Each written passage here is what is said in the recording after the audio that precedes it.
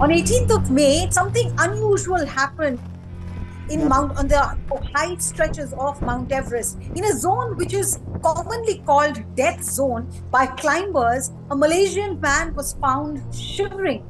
The Sherpa who came to him like a godsend is here with us to discuss how that rescue happened. Gelze Sherpa, thank you so much for taking time out and speaking to us. Just help us understand that particular day, 18th of May, you were climbing the Mount Everest. How did you spot this Malaysian climber? What exactly did you see? Yeah, I was like going with my clients during the summit. I saw on the way to summit, we call balcony there. There's about 8,400-meter altitude. We call the depth zone there. I met him exactly the point we call uh, balcony. Mm-hmm. And when I met him, he was like unconscious. He's like about the dead because about the die because he don't have oxygen. He didn't have no like support climber, no partner. He was alone there because his Sherpas left him already up there. Just Sherpa, she went down to camp for a little because he don't have oxygen, so he can't like spend long time with his client also. So that's why he came down. When I met him, he was alone because I have so many oxygens. And I was with the one Chinese member to like during the summit. I climbed the summit from the when we were like starting to the rescue. And my client is back sent back to the camp for, and we used that oxygen too for the rescue for the Malaysian climbers. And then, how many kilometers did you have to trek to get him to safety? Mostly people need to like carry up on the back because there's a rocky part, no possible to drag down. So when we get like snow place and ice place, like easier place, we drag him down. So where's the rocky part and hard part, like we say like technical part, we need to carry back him. And I spent like more than 5 6 hours. There's like about the 8,000 meters, even like 200 meters, like very hard to like bring down, even like 100 meters. There's not like kilometers. There was like around 300 400 meters. I took more than 6 hours to like bring down to him because I was alone there till camp 4. I can't even imagine what must have gone through your mind at that point of time, but help us understand every step that you take there, lack of oxygen, the cold, the chill, makes you weigh, I think, 10 times your body weight. And then you were carrying somebody on your back. I mean, did you at no point feel that, I want to give up, that this is getting very difficult? Yeah, I don't want to because in our Buddhist religions, like bigger than like doing praying in the monastery, like we're saving one person's like almost like about die person. Just I saved him life and he's still now he's his life, he's in his country. So I'm so glad and so happy to like do rescue to him. So because I don't want to be like because I'm not starting the work if I start because I want to like complete. So that's why I decided to like save his life. So that's why I need to do like hard work for him. As one day I can do that's because we have to do sometime like 2 days, 3 days like long rescue also. But that this is only one day but hard day. About the 8,000 meters, my experience is very like how to say very hard condition to like do rescue. Sometimes like we don't have like enough oxygen and we have to save the oxygen, like save the triples. Like we can like drag down to him at the rocky part. So if we like drag down to him, like it has to be like broken, like you want like sometimes it sleep, it has to be die also. So that's why we need to be like careful to like bring down to him. So the Malaysian climber is now back home by God's grace and by your help. His health is now okay. But because of the extreme, condition and the extreme labor that you put in, did your health also suffer? Did you have to take any precautions? Did doctors tell you anything about how this has impacted your body? His body. Your body. Oh, my body is like Sherpa body is like, I don't know, like totally different, like an altitude. I don't know. We have like, I think Sherpa have like different kind of lungs, I think. So that's You're like the why we Iron can't Man. like yeah, if we don't have like even like we don't have food, energy, so we survive like more than 3 4 days with like if we have like oxygen. So I am also like using the oxygen like during the rescue. So without oxygen, I'm also not possible to like save his life because I have like enough oxygens because I'm like going summit push. I have like my client oxygens because I already prepared the summit. That's why like we have an extra oxygen like save his life, and I need to use Mm. also bring him down because I need energy and we need oxygen also like do for work. And I start from since 18 May, like 12:30 to like morning, like maybe 6 7 o'clock. I was in camp 4. Till that time, it's like quite hard. Like 1% like doing above the 8,000 meters. This is totally like a different kind of experience there. Like I was alone because I'm very scared also. If sometimes if he die on the way, I was like I'll be like alone with him. So I can't like drag him down only like dead body. So if he lies, just easy to bring down as well now because sometimes I try to talk him also. Just I call him, but his first word is he like to talk different. Oh, I need water and I need food. He said like, oh, I want. He said like, I want coffee. He said, oh, I don't have coffee at that. And okay.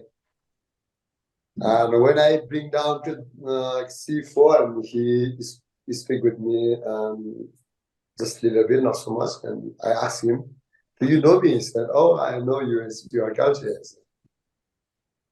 And that's why I'm very happy. So he's now back. Otherwise, like he whole night he no talk with me. I asked him any questions, but he not like when I bring like C4 like a little bit low place, then I give it to like more than like 4 liter for our oxygen. So after that, like he was back. Wow, commendable. So while you were engaging in this journey, you were obviously trying to talk to him and keep going. But what was really going on in your mind? I mean, what was that one thing you were holding on to? Was it Lord Buddha? Was it your family? What was really making you go ahead, keep walking ahead? I don't know, just I have feelings because I really love to do like rescue and I really like to like save other things because I like to do like help for someone. So I get like motivated from there. And my family also like saying sometimes like someone like have like any some problem you need to help for them.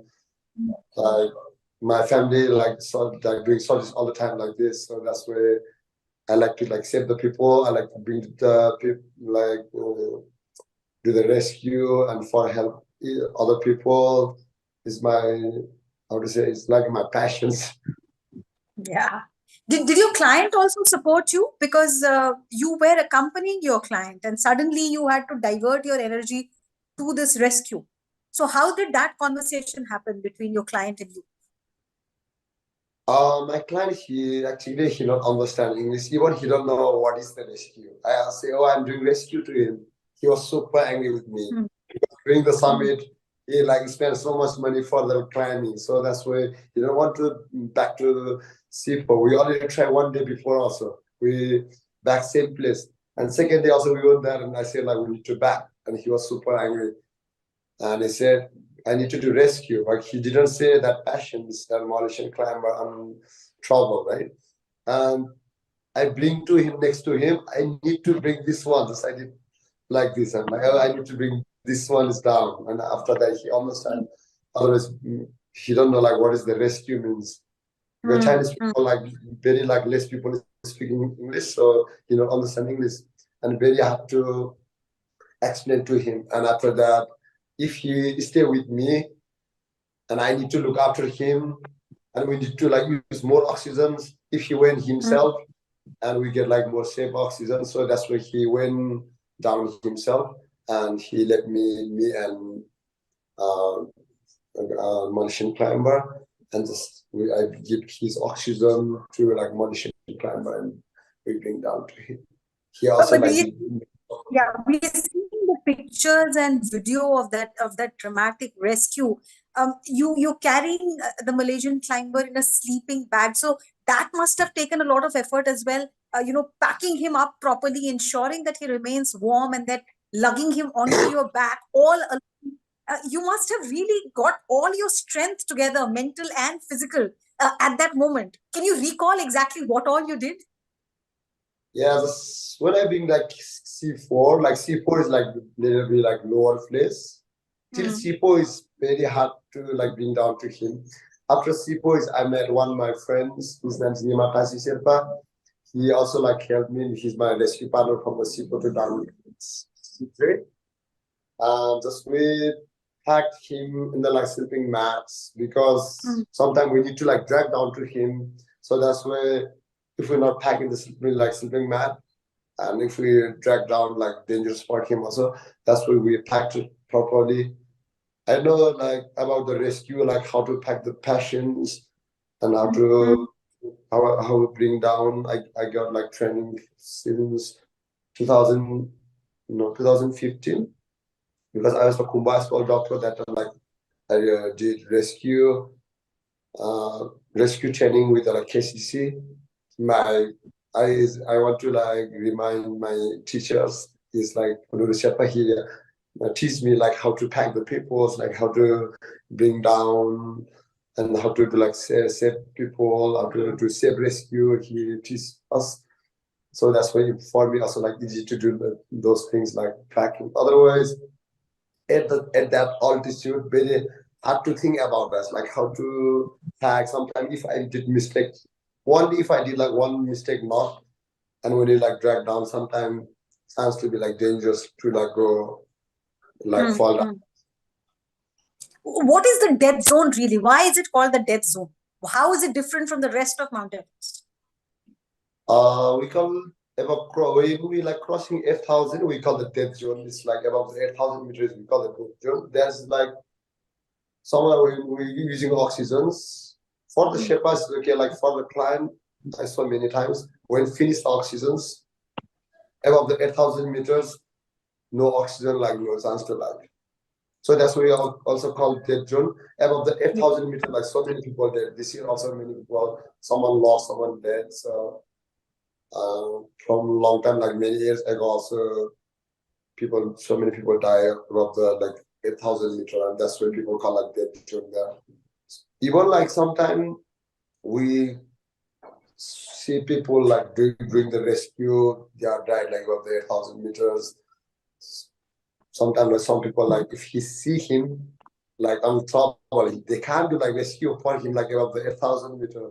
This is not a joke because he don't know like how to save his life, but he can't do the rescue for other people, and that's why all the tension. Sometimes we need to like lift him because if we don't have, uh, Sherpa, one of the Indian Mount Everest climbers, Bachandri Pal, she has recently said that, only people who are experienced, who are trained, who are professional climbers should be allowed to climb Mount Everest. She says that what is happening is that anybody who has the money is being allowed, he's being given the permit to climb. Does this experience make you really think whether this analysis is correct, that people who don't have the experience, who don't have the training, just because they have the money, they're being allowed to climb, and this kind of situation is being created? We are playing with lives, we are playing with ecology, environment. yeah, because all the like agency people like they need to like they open agencies as for the business, right?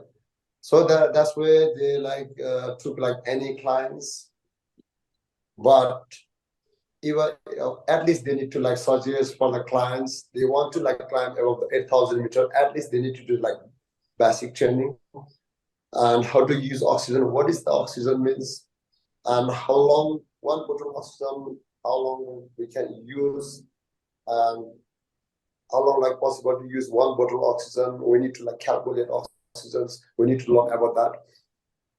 If they want to like climb about 1,000 meters, at least they need to do like basic training and a little bit like small mountain like experience if they have. This is like for the climb safety, because Sherpa have experience and they like teach him also, but better to be like he have a like on knowledge. He safety is for him, right? This is very important things for to like climbing if they have like some basic trainings. Sherpa, thank you so much for speaking to us. Thank you so much for doing what you did. You've restored everyone's faith in humanity. Thank you once again, and all the very best to you. You're welcome. Thank you. Nice to talk to you.